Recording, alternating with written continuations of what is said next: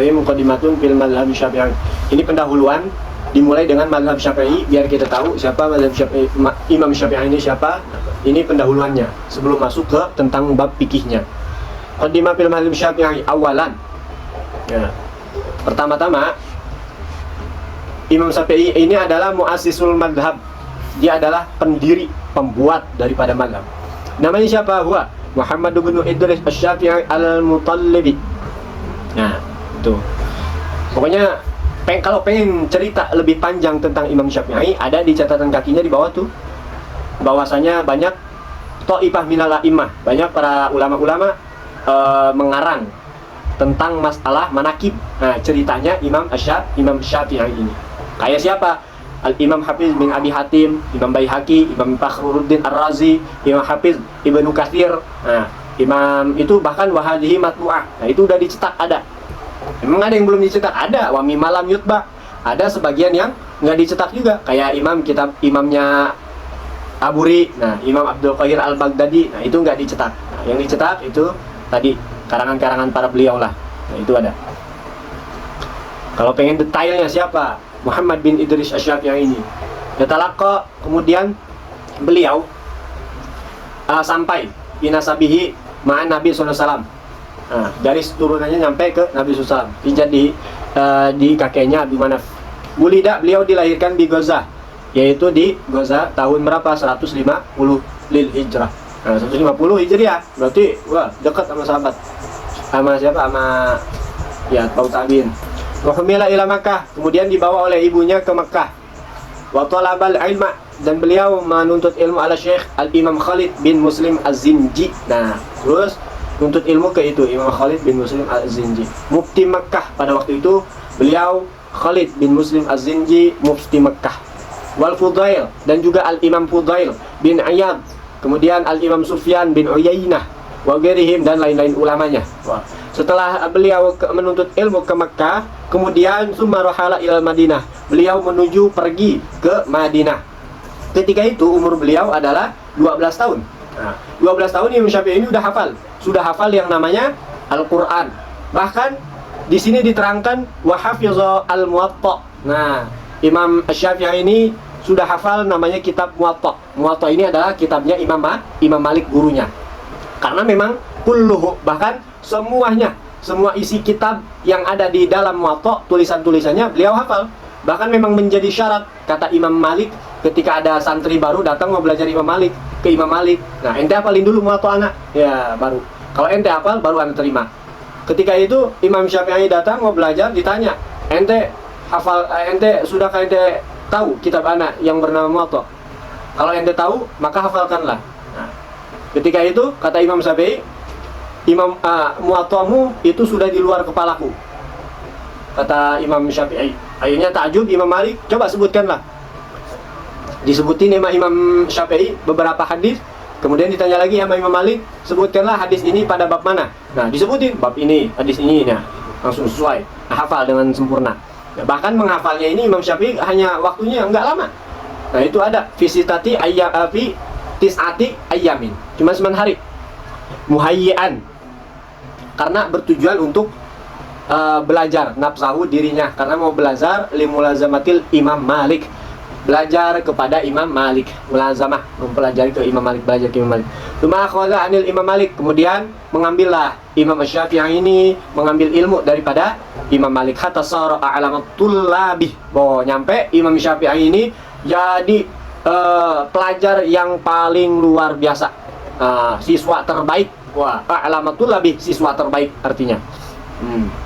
Wa akhadha an ahlil Madinah wa Makkah, dan kemudian beliau juga tidak hanya di Imam Malik, tapi para ahli-ahli ilmu yang ada di Madinah dan di Mekah pada waktu itu. Wa ta'ahala lil fatwa, dan bahkan Imam Syafi'i ini masih muda. Itu apa coba? Ta'ahala lil fatwa, sudah layak lil fatwa, menjadi orang yang berfatwa. Sudah layak. Wa huwa fil khamisati asyar min umrihi, sedangkan Imam Syafi'i umurnya masih 25 tahun. 25 tahun udah silahkan berfatwa. Berarti ilmunya sudah mumpuni. Hadisnya beberapa banyak ribuan hadis yang dihafal. Ilmu-ilmunya banyak, tafsir dan lain-lainnya. Ma'a ma'rifati, bahkan tuh ma'a ma'rifati, Imam Syafi'i ini bahkan itu mengetahui juga apa? Bi asy'aril Arab. Nah, syair-syairnya Arab, mengetahui ilmu syair Arab. Wa ulumil lugha, ilmu bahasa dikuasai juga. Hatta innal asmu'iyya, sampai Imam Asmu'i, Asmu'i, sesungguhnya Imam Asmu'i ini adalah penyair terkenal di kalangan Arab. Rawiyata asy'aril Arab. Nah, itu ada penyair perawi syair Arab yang terkenal. Kenapa beliau Innal Asmu'iyya, Imam Asmu'i ini istapada, belajar minhu kepada Imam Syafi'i. Wa akhadha anhu asy'ara qabilati Bani Hudzail, dan juga mendapatkan daripada Imam Asmu'i ini mendapatkan apa? Mendapatkan syair-syairnya kabilah Bani Hudzail. Dari mana? Dari Imam Syafi'i. Nah, sedangkan pada waktu itu jarang ulama-ulama yang memiliki syair-syair daripada Bani Hudzail, kabilah Bani Hudzail, karena indah, keindahan sastra bahasanya. Sumaro'ala ilal Yaman, kemudian setelah itu pergi ke Yaman, menuju ke Yaman, belajar juga ke Yaman ini. Wa akhadha, belajar an Mutarrib bin Mazin, ke al-Imam Mutarrib bin Mazin, wa Hisham bin Yusuf al-Qadhi, wa Umar bin Abi Salamah, wa Yahya bin Hasan. Nah, setelah itu, setelah ke Yaman, pergi kemana? Ke Irak. Sumaro'ala ilal Irak, kemudian pergi ke Irak. Wa akhadha, dan belajar, belajar daripada al-Imam Waqi' bin Jarrah, Muhammad bin Hasan Asyibani. Nah, ini Muhammad bin Hasan Asyibani ini adalah faqihul Arab. Orang yang ahli faqih di Irak pada waktu itu. Irak ini di Baghdad. Muhammad bin Usamah, Ayub bin Suwaid Ar-Ramli, Abdul Wahab bin Abdul Majid, wa Ismail bin Ulayyah. Nah, kemudian Imam Syafi'i menulislah, ngarang, wa allafa kitabahu al-Hujjah, namanya Hujjah, wa jama' fihi madhhab al-qadim. Nah, disitulah. Nah, berarti ketika Imam Syafi'i masih di Irak. Nah, makanya ketika itu Imam Syafi'i ada mengatakan, ada ketika di madhab Syafi'i ini ada kaul qadim dan kaul jadid.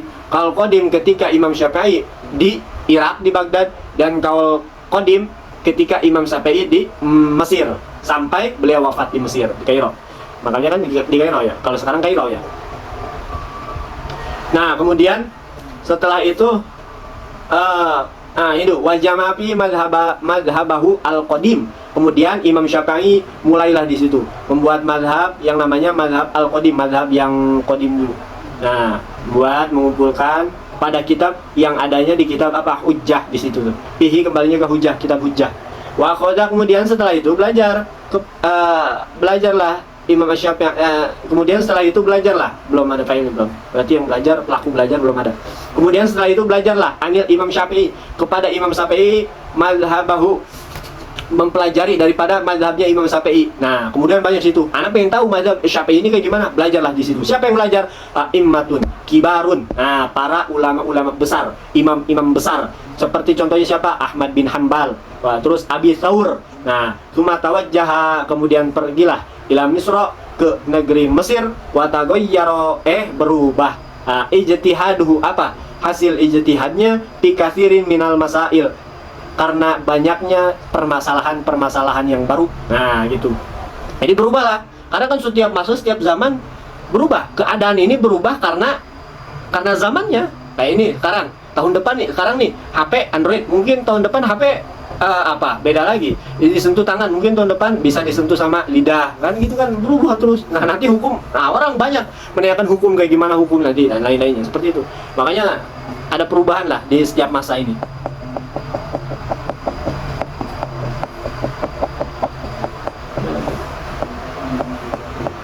Paroja'a, kemudian menarik lagi. Bayangkan, bisa ditarik lagi ya ucapan. Gagal. Nah, iya gitu. Imam Syafi'i nggak jadi dusta. Hatta ente mengamalkan kaul qadimnya itu nggak dusta, nggak salah gitu, nggak sesat. Tapi nanti ada penjelasan ulama lagi. Karena ada beberapa kaul qadim yang memang nggak boleh dipakai. Nah, langsung nggak boleh gitu. Nggak sah memakai kaul qadim. Tapi ada yang boleh. Makanya di beberapa hukum. Nah, itu ada di catatan kaki itu ada. Kemudian paroja'a, menarik kembalilah an aqwalihi, daripada ucapannya Imam Syafi'i yang qadim tadi, yang di Irak. Nah, wa assasa, dan membangun barulah madhabahu al-jadid, madhab yang barunya. Itu di situ. Nah, di situ ada. Bahkan kata Imam Syafi'i, kata ini kalau Imam Nawawi di dalam kitab yang lain. Jadi ketika ente lihat kitab yang lain enak. Ya juzul ifta, tidak boleh berfatwa bil madhabil qadim dengan madhab Imam Syafi'i yang lama yang di Irak ila thamaniyat asyar, terkecuali yang 18 perkara. Nah, yang 18 masalah ini yang 18 masalah ini boleh gitu. Selain di luar daripada ini nggak boleh menggunakan kaul qadimnya Imam Syafi'i. Tapi bahkan ada ulama menyatakan bahkan bukan hanya 18 tapi ada 20. Jadi duanya ini ada tambahan, ada 20. Nah, cuman yang duanya ini kurang begitu masyhur. Tidak ditahqiq. Nah, seperti itu. Nah, mana yang 18 ini? Payu'malu. Nah, bahkan tuh katanya payu'malu biha minal mazhabil qadim. Bahkan menggunakannya yu'mal, digunakan, diamalkan. Digunakannya yang 18 ini mazhab qadimnya Imam Syafi'i itu boleh. Wa in kana, meskipun apa? Ma yukhallifuha, meskipun bertentangan bil madhabil jadid dengan mazhab yang barunya. Yang ketika Imam Syafi'i di Mesir, anggaplah zaman sekarang gitu. Zaman sekarang Imam Syafi'i mengatakan seperti ini, sedangkan madhab barunya zaman dulunya Imam Syafi'i mengatakan seperti ini. Nah, meskipun itu bertentangan, khilaf, nah maka boleh dipakai kita menggunakan madhab yang dulunya Imam Syafi'i. Nah, makanya ada di yang 18 ini. Apa sebab wadalika liquati dalil? Karena hal tersebut dikarenakan kuatnya dalil. Nah, Alladzi zahara liman ja'a ba'da Imam Syafi'i, yang mana sudah muncul kepada orang yang datang setelah Imam Syafi'i. Nah, itu diperkuat lagi, diperkuat. Kayak contohnya Imam An-Nawawi, setelah Imam An-Nawawi ini, nah nanti kedepannya nanti ada periode-periode masa-masa para imam fikih ini, marhalanya dari sini, terus tingkat lagi periode ke ini siapa, turun lagi terus turunnya ke siapanya itu ada penjelasannya. Tadi apa? Ya, itu. Nah, wahiyah, mana yang 18 itu? Ya, yang 18 ini adalah nih, adamu wujubi taba'ud anin najasah fil ma'il katsir bi qadri qulatain. Tidak wajib menjauhi najis yang sudah ada di air yang besar ukuran 2 kula. Ingat, air besar ukuran sudah pas 2 kula itu tidak wajib menjauhi najis. Pak, contoh ini air 2 kula nih, ada najis dalamnya, itu ada mujub, nggak wajib tuh najisnya dibuang seperti itu, ngilangin najisnya dulu atau apa, nah itu nggak wajib. Nah, ini kalau qadimnya Imam Syafi'i. Sehingga terus bagaimana nanti dipakai suci atau lainnya, nanti ada penjelasannya tadi ke depannya. Ini cuman sekedar ini dulu, apa namanya, judul dulu.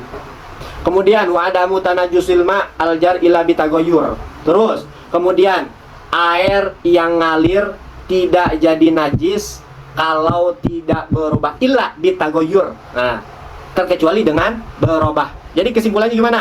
Al-ma'ul jari, tahu ma'ul jari? Air yang ngalir nih, kayak kali Ciliwung gitu ngalir, kemudian nggak jadi najis apabila terkena najis. Jadi air yang mengalir itu tidak jadi najis terkecuali berubah. Air ngalir nggak bisa jadi najis. Meskipun ente taruh, misalkan ente taruh nih yang namanya apa tuh namanya, bangke, airnya ngalir, ente taruh bangke apapun, itu nggak najis illa bitagoyur, terkecuali berubah. Sedangkan ini iya sungai kecil gitu, itu nggak berubah, nggak jadi najis meskipun itu ada, misalkan ada yang berak di situ, nah itu nggak jadi najis, iya kan? Biasanya kadang kayak gitu suka kan, banyak yang berak. Nah, makanya seperti itu. Nah, ini kalau qadimnya Imam Syafi'i, tapi nanti ada penjelasannya, tapi tetap ada penjelasannya seperti itu, ada penjelasannya di sini, bukan berarti sekarang contoh dulu seperti itu. Nah, makanya ketika ente menggunakan kaul qadim yang ini nih, itu boleh gitu. Kemudian wa adamun naqdi bilamsil mahram, apa? Yaitu tidak batalnya menyentuh mahram. Nah, ini yang sampai kita sekarang pakai. Ente sama mak ente wudu, ente megang mak ente kagak batal. Batal gak ente? Hah? Gak tahu? Enggak kan? Jadi yang nggak batal itu ente megang mahram. Nah, itu yang kita pakai sampai sekarang gitu. Nah, banyak yang bahkan di kitab-kitab fikih yang kita pakai sampai sekarang itu kaul qadimnya Imam Syafi'i, banyak yang kita pakai sampai sekarang ini. Wa tahrimu aqlil jilid al-madbugh. Nah, kemudian larangan makan kulit yang sudah disamak. Wa taswibi fi adani subah. Dan di sini apa? Taswib, tahu taswib? Taswib tahu enggak? Taswib ini adalah menjawab azan. Nah, itu. Tapi ini diperuntukkan azan subuh, berarti yang mana? Berarti yang as-sholatu khairum minan naum. Nah, ente sunat menjawab as-sholatu khairum minan naum. yang muadzin ngomong gitu, ente juga jawab as-sholatu khairum minan naum. Kan di azan-azan lain kan sunat jawab. Nah, jadi muadzin azan, kita juga azan. Seolah-olah gitu. Allahu Akbar, Allahu Akbar. Kita kan jawab Allahu Akbar, Allahu Akbar. Hayalah sholat. La haula wala quwwata illa billah. Nah, itu namanya taswib, menjawab azan. Jadi taswib ini menjawab azan, cuman ini diperuntukkan pada azan subuh. Berarti mana? As-sholatu khairum minan naum. Nah, itu. Jadi menjawab as-sholatu khairum minan naum itu hukumnya sunat. Sebagaimana memang ada hadisnya, dari mana nanti ada. Itu as-sholatu khairum minan naum, jawab sama kita as-sholatu khairum minan naum. Nah, baru tuh ada sodaka wa barar. Nah, itu, dan ada lagi. Nah, itu namanya taswib.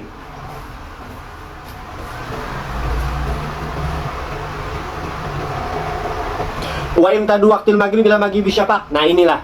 Ini kalau di Darinat ini selalu dipakai nih, apa? Melamakan sholat maghrib. Nah, lamain sholat maghrib. Jadi jangan nyampe Allah pas ujian langsung qomat, jangan. Sunatnya apa? Memanjangkan waktu maghrib sampai hilangnya syafaq. Syafaq tahu syafaq? Hah? Apa? Nah, itu. Makanya sunat tuh. Sama kayak kalau di Arab di Mekah tuh subuh aja udah agak siang kan? Itu memang ini. Kalau di Mekah tuh subuhnya nggak kayak kita jam 5 azan, 5.10 udah sholat subuh. Kalau di ini jam 6 baru, jam setengah 6 baru sholat subuh. Karena memang ada anjuran sunat gitu. Nah, ini juga sama, sholat maghrib agak lama, maksudnya jangan langsung sholat gitu, nungguin, intinya itu sampai hilangnya syafaq. Wastihbabu ta'jilul isya, dan kemudian sunat. Nah, kalau ini kembali nih apa? Balik bedanya apa? Yaitu sunat mencepat-cepatkan sholat isya, langsung sholat isya. Jadi jangan lama-lama. Jangan ditungguin nanti 7:30 udah azan, sholat jam 9. Nah, ajannya udah aja ngikut aja dulu, ngobrol dulu. Katanya di musola main catur. Nah, itu nggak boleh. Langsung sunat. Kalau azan, kalau mau qobliyah baru langsung sholat. Wa ada munut bi qiraati surah, dan tidak disunatkan membaca surat fil akhiratain, di dua akhir rakaat sholat. Nah, makanya baca itu sunatnya di 2 rakaat doang. Yang pertama, kalau ini akhir, yang kedua akhirnya. Wal jaru bitamin, kemudian menjaharkan, tahu jahar? Mengeraskan suara amin diperuntukkan untuk si makmum ketika bacaannya memang keras. Wa nadul khat inda adami syakhs. Nah, ini nih, jarang orang yang pakai. Ternyata ini hukumnya sunat. Apa? Nadmul khat, sunat ngasih batas. Khat, tahu khat, batas, garis. Nah, Satar. ya, satar penutup inda adami syakhs, ketika memang kagak ada batasan atau batas. Contoh, ente sholat nggak di depan tiang. Nah, ente sunat nadmu khat tadi, kasih batas. Kayak contohnya misalkan ada tas, taruh depan tas. Tujuannya supaya orang kagak lewat, sunatnya nih. Tapi batasnya ini bagaimana? Sesuai dengan ukuran sajadah. Maksudnya sajadah di sini adalah ukuran kita sholat. Kita sholat dari sini panjang sampai sini. Nah, berarti di sini nih. Tujuannya supaya orang nggak lewat sini, karena dosanya sangat besar kalau orang lewat sini. Tujuannya tuh, makanya sunat ditaruh ini. Bahkan di sini nih ada, di sini di dalam ini ada. Ketika kita sholat ada orang lewat, kita sunat gini nih. Sunat. Bahkan kalau ada kita sholat depan orang mau lewat ya sunat. Supaya tujuannya apa? Jangan lewat depan sholat, lewat depan kita sholatnya itu. Bener-bener asli, bahkan dosa besar, karena dosa sangat luar biasa depan sholat. Cuman tapi tetap perhitungkannya ini masuk kategori itu ya sesuai dengan sejadah. Maksudnya sejadah ini depan ukuran sholat kita lah. Kita sholat di sini berarti segini gitu. Kalian segini berarti. Bukan berarti sekarang sholatnya di ujung pisang nih, kita mau lewat aja kan nyampe bingung. Nah, enggak juga. Kalau itu kan udah batasnya beda lagi, jauh. Kita sholat di ujung, kita di depan. Kita kan lewat nih, nggak mungkin kan? Pasti lewat sini misalkan. Nah, itu nggak apa-apa, karena batasnya juga paling segini sholatnya kan gitu. Nggak nyampe sini, nggak apa. Kalau dibatasin boleh lewat depannya tuh. Kalau dibatasin boleh. Itu memang batasnya. Bahkan nggak dibatasin juga nggak apa-apa tadi. Iya, nggak apa-apa. Yang penting tadi batas dia sholat seukuran. Nah, seukuran sejadah misalkan kaki sampai sini. Nah, berarti segini batasnya. Nah, itu. Makanya jangan menghalangi seperti itu. Intinya jangan terlalu lewat dekat. Bahkan ada ulama mengatakan lagi batasnya ini 1 hasta ini batasnya. Nah, batasnya 1 hasta gini. Nah, ini nggak boleh lewat depan sholat, itu berarti segini. Itu. Berarti segitu nggak boleh lewat depan. Ada yang mengatakan itu batasnya. Tapi ada yang lebih mengutamakannya lagi, ya sebatas kita ini sejadah. Berarti kan kalau sejadah kita sholat lebih dari ini, lebih dari 1 hasta. Karena kan kadang orang ada yang tinggi banget, ya kan? Sujudnya aja bisa nyampe sejadahnya kan harus panjang itu. Wajah ikhtilal munfarid bi asnai sholat. Kemudian boleh mengikuti, boleh kita makmum kepada orang yang sholatnya di pertengahan sholat. Itu makmum, gitu.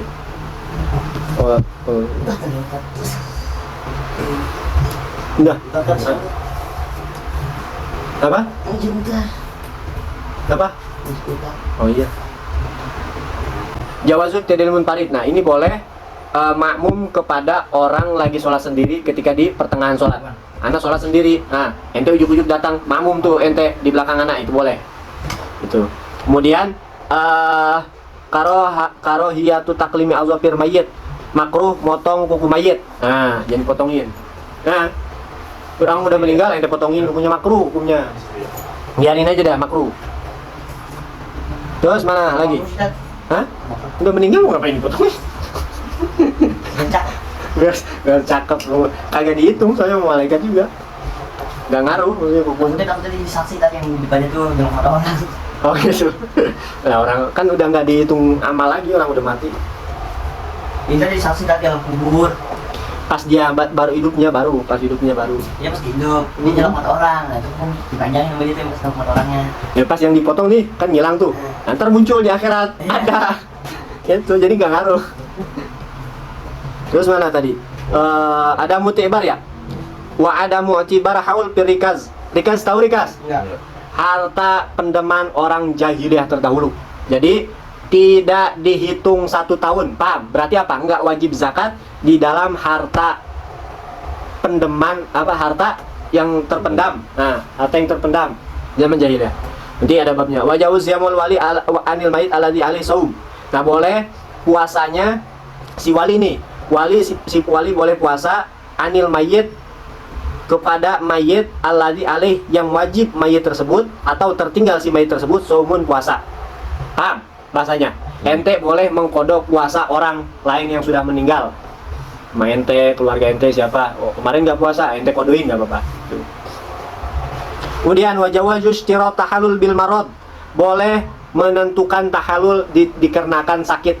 Tahalul tahu istirot. Istirot ini ada di fikih nanti istirot. Tahalul nggak tahu. Tahalul ini adalah pembebasan.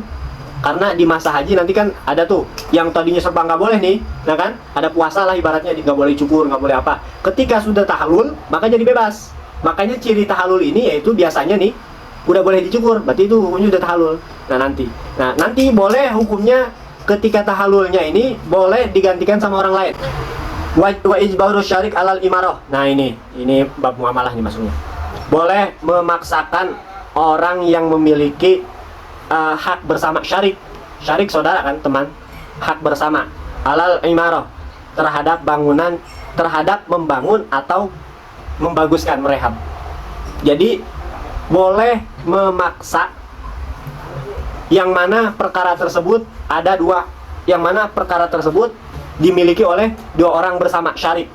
Anggap contoh, ente punya rumah nih berdua, boleh beli, atau motor lah, anggaplah motor ente beli berdua NMAX 15 juta. Nah berarti kan milik ente berdua. Nah itu ente boleh memaksakan dirobah, diceper-ceperin, diedit, dimodifikasi, silahkan. Memaksakan, nah boleh itu maksa kepada orang yang memiliki harta tadi 2. Kan ibaratnya berarti kan harta join. Nah kita boleh memaksanya. Ente ayo modifikasi, nggak mau. Nah terus akhirnya dia nggak ridho, nggak apa, akhirnya dimodifikasi. Terus bagaimana nanti hukumnya nanti ke depannya ada. Itu jadi apakah hartanya harus gimana kalau seandainya rumah tuh atau apa itu. Wajah halus tidak, dan kemudian menjadikan mas kawin piyadi zauj yang masih ada di si suami madmunan itu wajib diganti. Madmun ini ada tanggungan. Jadi ketika mas kawin ada di tangan ente rusak, maka ente wajib mengganti. Nah, buat mas kawin bini ente. Ujubil had, dan juga wajib dihukum di had, tahu dihukum biwat il mamlukah al mahram, yaitu dikarenakan menjima mahram yang jadi budak. Ente punya budak tapi mahram, terus ente jima, nah ente wajib dihukum. Tuh, nggak paham? Iya enggak ini mah. Ini kan dihukum cambuk udah. Iya maksudnya. Ini diperuntukkan untuk budak, tapi budak yang mahram. Tuh, ingat, di situ ada disifati dengan mahram. Jadi budaknya budak yang mahram. Al mamlukah. Sifat dari mamluk. Nah, lanjut dikit lagi. Qad qol, Ustaz, Qad qala kan? Itu kan? Udah tuh marah. Enggak, Coca-Cola. Sudah datang, itu udah 15 menit terus sudah datang. Taruh